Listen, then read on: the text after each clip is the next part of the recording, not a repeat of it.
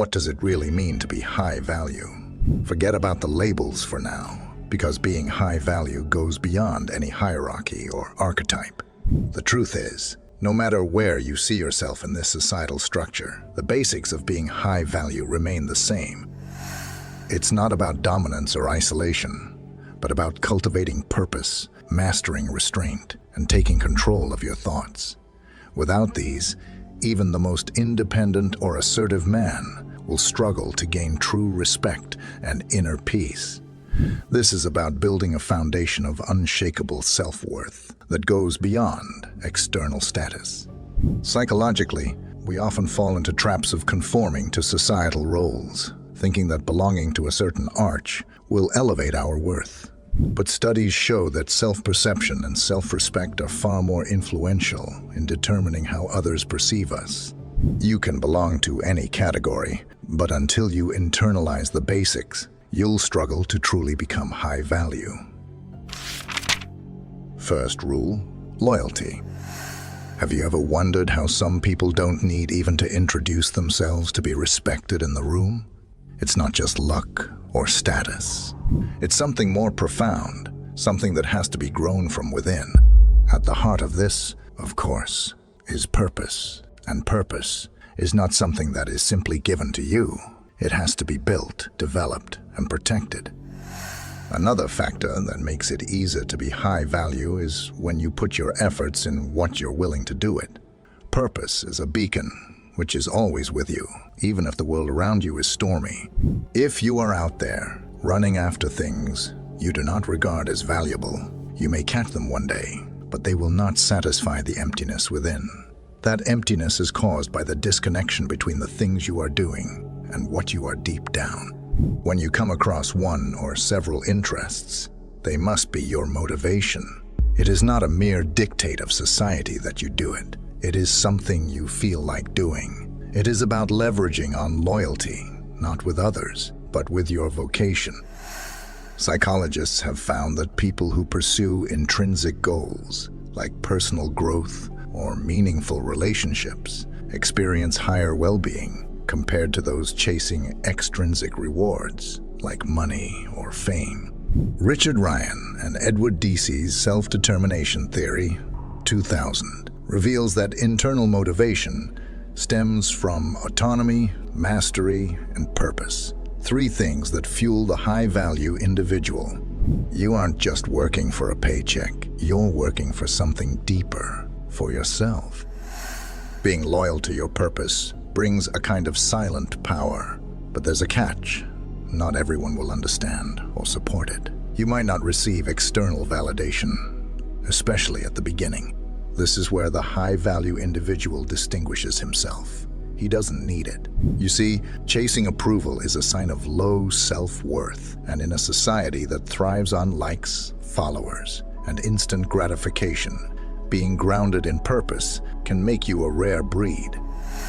A low-value person lacks this sense of alignment. They often drift, trying to fit into molds others have shaped for them, and in doing so, they compromise themselves. Society is unkind to those who don't command respect. If you're not self-assured, people will walk over you, not necessarily because they're cruel, but because you've set the precedent for how they should treat you. It's not arrogance that keeps you above this, but the quiet confidence that comes from knowing you're on a path that matters to you. When you act with purpose, you're planting seeds for long-term fulfillment, and as those roots grow, you'll find that your value in the eyes of others grows too. You see, no one is born high value. It's not a title you're gifted at birth. It's earned through dedication, resilience, and an unwavering commitment to what truly matters to you. In the next chapter, we'll delve deeper into the power of restraint, why less talk and more internal peace can elevate your presence to new heights, letting your actions speak louder than words. 2. Calm rivers are deep. Why is it that those who speak the least often hold the most power in a room? In a world full of noise, there's a quiet strength in saying less, in choosing your words carefully, and even more so, in speaking only when necessary. This isn't about silence as a tactic of manipulation, but about finding inner peace and knowing when words are needed and when they're not. When you speak less, you're training yourself to become more mindful. The high-value man understands that not every situation calls for his input. There's wisdom in restraint. Talking just to fill the air doesn't add value. It often dilutes it. Words lose their meaning when overused. Instead, focus on the quality of your communication. This careful deliberation not only boosts your own sense of self-control, but it also increases how others perceive your insights. The less you say, the more others listen when you do speak. There's an ancient Stoic belief that speaks to this. We have 2 ears and 1 mouth, so we should listen more than we speak. It's a reminder that restraint isn't about deprivation. It's about amplifying the significance of your presence. The high-value man doesn't need to announce his worth. His calm demeanor and thoughtful actions speak louder than words ever could. It's in the way he handles conflict, how he remains composed when others are flustered, and how he can sit in silence without the need to fill the void. Psychologically, this taps into what's called the halo effect, a cognitive bias where people attribute positive traits to those who display composure and calmness. Studies show that people tend to respect those who exhibit confidence and silence. This ties into why less is often more. When you speak selectively, each word carries more weight, and the image you project is one of competence and authority. Your silence becomes an asset, not a sign of weakness.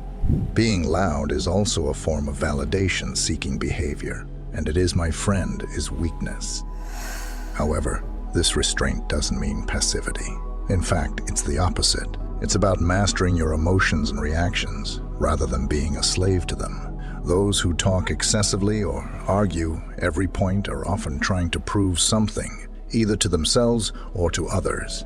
The high-value individual, though, has nothing to prove. He knows that validation comes from within, not from external opinions or the need to win arguments.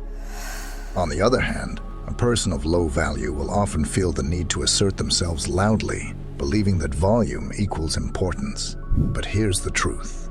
People can sense insecurity behind the chatter. Talking too much or speaking without thought reflects a restless mind, and a restless mind lacks peace, which in turn diminishes one's sense of value in the eyes of others. Inner peace is the foundation upon which all high-value actions rest. It's about being cool-headed. It is about being grounded, about remembering that it is okay for you to be valuable, that your worth is not something that can be earned or lose. Maintaining this kind of peace needs work, a check-in with the mind, and a dedication to wait. This is the strength which one gains during these lonely hours, and such a strength will make a man unbreakable in any circumstances of life. It is rather paradoxical to stay rather passive in the society that celebrates the opposite approach, is it not? However, those who are able to avoid excessive talking and control the information they share with others feel themselves to be superior because they are now in control of themselves. They demand respect naturally, and that's the key. You can't choose how others are going to treat you, but you can definitely choose how you want to treat the world. In the final chapter, we'll explore the importance of mastering your inner dialogue, how watching your thoughts not only shapes your behavior, but also defines the value you place on yourself, and, ultimately, the value others place. 3. They can tame their inner demon. Have you ever considered how much power your thoughts hold over your reality? What you allow to circulate in your mind doesn't just shape your actions, it defines who you are. A high-value man is not just a man who on the outside looks mean or composed. This is the true value, which is created inside you, inside your head, when you are all alone talking to yourself. The human brain is like a garden, and the things you think about are seeds. Allow negativity, insecurity, or self-doubt to enter into your heart and mind, and suddenly your garden is filled with weeds. But give it that attention with positive and constructive thoughts, and you will end up cultivating something very, valuable. You have to watch your thoughts as a guard watches over the precious possession. Your inner speech is the mirror image of your outer reality. Or, in other words, the quality of inner thoughts determines the quality of an external life. In other words, if you find yourself saying that you are not enough or you don't deserve to be respected, trust me, those thoughts will not stay in your head. They will spill onto your behavior. People will start to echo the same beliefs back to you. This idea is actually based on something that psychology describes as the self-fulfilling prophecy, which means that your beliefs shape the behaviors, which are then met with results that support your beliefs. For instance, if you possess negative ideas, then you are likely to act in such a way that will make your worth to be low. You may sit awkwardly, avoid looking at people directly in the eye, or speak softly. Some people, seeing this, will start disrespecting you, and you will have no doubt that they are right. People often think of high value in terms of external achievements, wealth, rank, or relation, but those things are fragile. Real high value is not the kind of value that can be easily erased. It's about being able to have confidence in yourself, even when everyone around you does not believe in you. High-value persons are resistant because they control their mind. They are fully aware that a negative thought will pop up at some point in their day. Everyone gets them, but they don't act on them. They watch them, argue with them, and swap them with a more powerful muscle. If all you feed your mind are thoughts of incompetence, then you are setting up your mind for stagnancy. People trapped in the low-value condition are afraid to be turned down, afraid to lose, afraid of not measuring up. It makes them prisoners of their own mind, and this lack of self-worth is evident at all levels. However, fear does not control the high-value man. In fact, he confronts fear. He knows that his mind is his sword or his gun, and he knows what he has to feed in it or what he has to reject.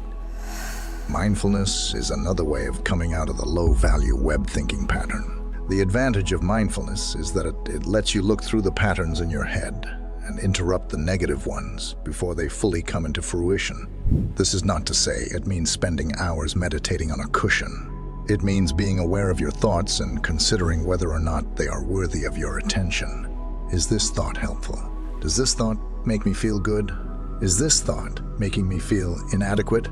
These are the questions that a high-value individual asks himself regularly. The act of observing your thoughts creates a distance between you and them, giving you the power to choose which ones to act on.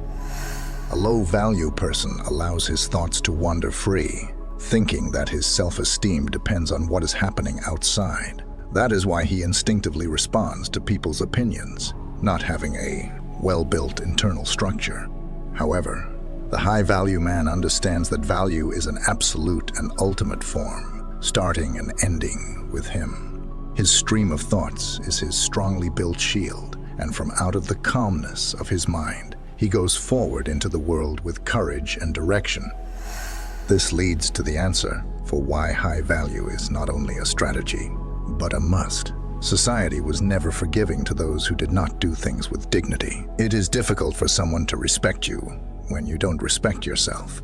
As people act towards you, so are you acting towards yourself, and your thoughts act on you first. High and valuable men are valued because they value themselves.